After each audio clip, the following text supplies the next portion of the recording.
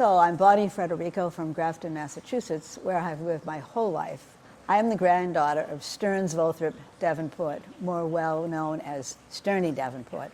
I live next door to him because the plot of land that my parents had was given to my mother and father when they got married.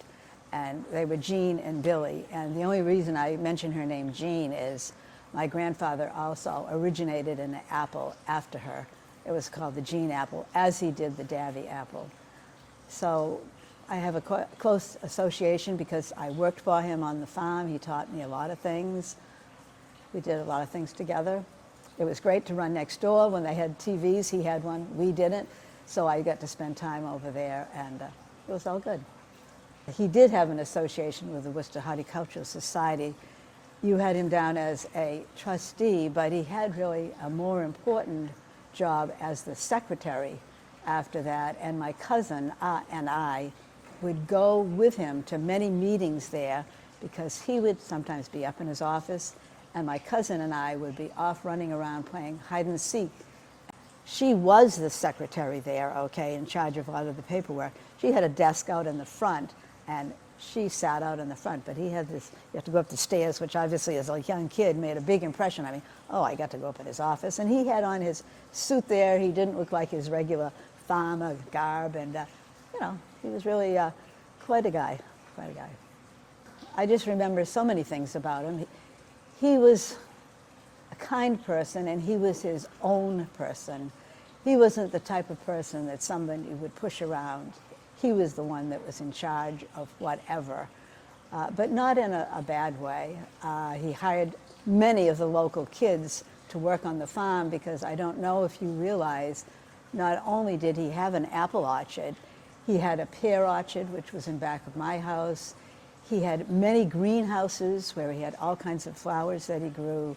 He grew many peaches, all kinds of fruits and vegetables. He had a huge working farm. So even though the apples were the star, he had a lot going on, a lot going on. He did grow up in Grafton, but he went off to college, and he went to the Mass Agricultural College out in Amherst. Obviously, he got married and moved to Danvers, where he had my mother, who was the oldest daughter. He had 4 daughters, and they were all somewhat involved in the farm, but not to say all working on the farm. One might have been the secretary, like I had said, at the horticultural. One actually did. My mother lived next door, but she wasn't really involved with the farm at all, just in name when he did the Jean apple after her. And, you know, several grandchildren.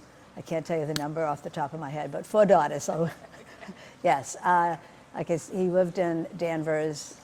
He taught in Danvers, okay, he was a teacher. He might have been a professor, that I'm not sure of, but then moved back this way towards Grafton. An interesting story, my husband just told me this the other night.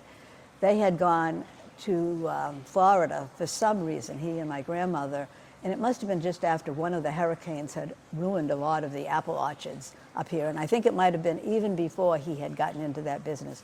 He considered starting a fruit farm down there with mainly oranges, but for some reason, I don't know what happened, he came back and started his apple orchard. So that was just a little aside my husband told me the other night, which I never really knew that.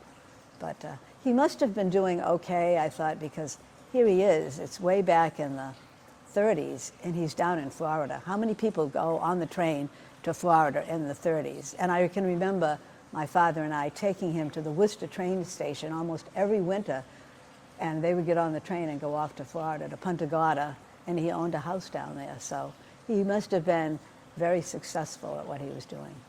I worked for him a lot because he had a building where the cold storage was, and myself, my cousin, my friend, he taught us how to pack peaches. He had a grape vineyard, so he was way ahead of his time. He taught us how, in a basket maybe not quite this big, how to pack them. So he had a very artistic eye. They were to be packed just so. The peaches, I can see it just like it was yesterday, that fitting just the right peach in the right spot to make them look very beautiful, as the grapes. And then, you know, if some customer came in, I might wait on the customer. And then later on in life, maybe when he wasn't doing as much of that and was really doing a lot more apples. I don't know if any of you remember Mrs. Mack's. Okay, it was a bakery right on Grafton Street, and he did the apples for their apple pie, because lots of mornings, Saturday mornings, I would be up there. There was this, you've probably seen them, these old machines. You turn the crank, and that's what he and I were doing, was doing that and then delivering the apples to Mrs. Mack's so they can make their apple pies. So like I say, I did all kinds of things with him, you know, and he taught us how to do a lot of things. He was very patient, very kind, but he wanted it done his way and the right way.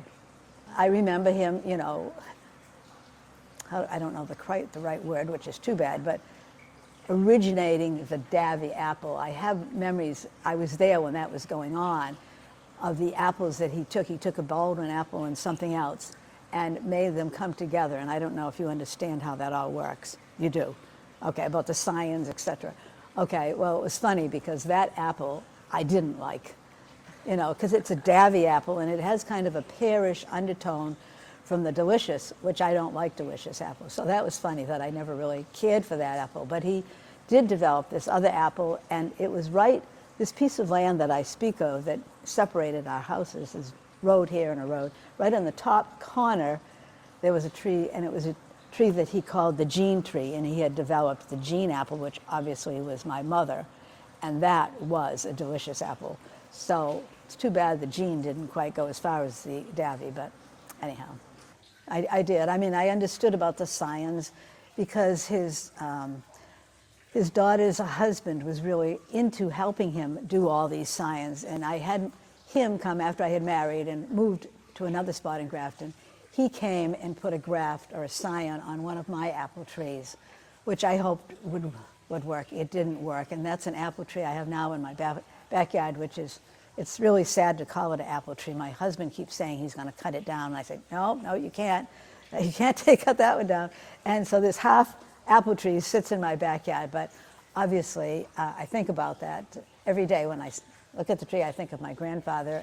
And a little aside is, I had kind of told you about my granddaughter is studying to be a professional photographer, and she had taken a picture of the blossoms when they came out, okay, and beautiful picture. And so I had taken that picture and painted from it, and I brought a card to show you, but the painting is of the apple blossoms just coming out.